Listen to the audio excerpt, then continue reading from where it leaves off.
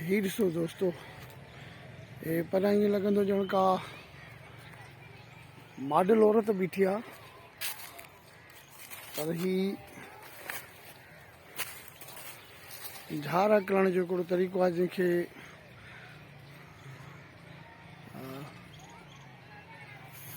कांग तड़ो बि चयो वेंदो आहे।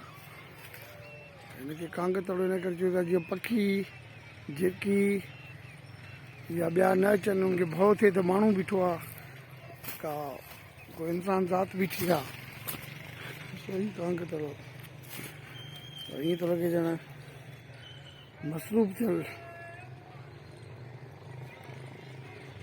ईसा हूंदो आहे, जीअं मुजस्मा हुनजा हूंदा आहिनि। हिकिड़ो आर्ट जो नमूनो आहे। हिनखे हिकिड़ो ॾिसो ही चोलो पातो वियो आहे हिनखे माण्हूअ जहिड़ो ई, ऐं लॻंदो त माण्हू बीठो आहे।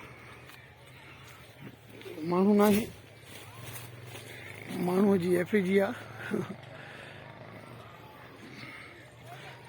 कपिड़ा हिनखे अहिड़ा पिया आहिनि जहिड़ो की परियां औरत थी लॻे। बहरहाल ही झार करण आहे, झार करण जो हिकिड़ो तरीक़ो आहे कि माण्हू ठकाव कढंदा आहिनि, के बोतलुनि में पथर विझी उहे वॼाईंदा आहिनि।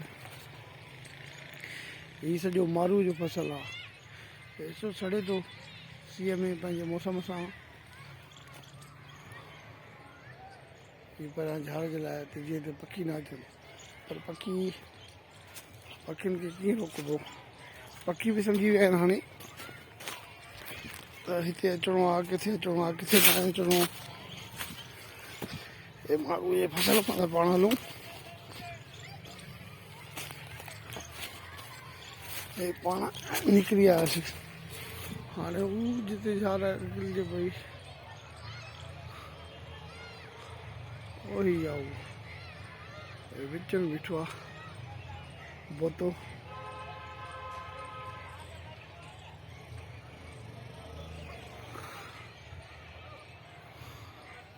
हिनखे स्केर किरो चइबो आहे इंग्लिश में। जो खजूर जो मंज़र आहिनि रिफ्रेशिंग, स्टनिंग, ख़ूबसूरत। ही पेचरा आहिनि, पेचरनि खां थियो असीं ॿाहिरि निकिरंदासीं। सभु कीअं जो थिए थो पीलो,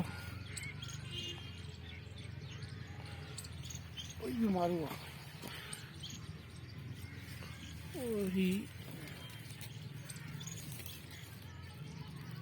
कद्दू जहिड़ो ई थिए थो, ॾिसो हे वॾो थींदो आहे, ॿियो बि फुटे थो हिन गुल मां।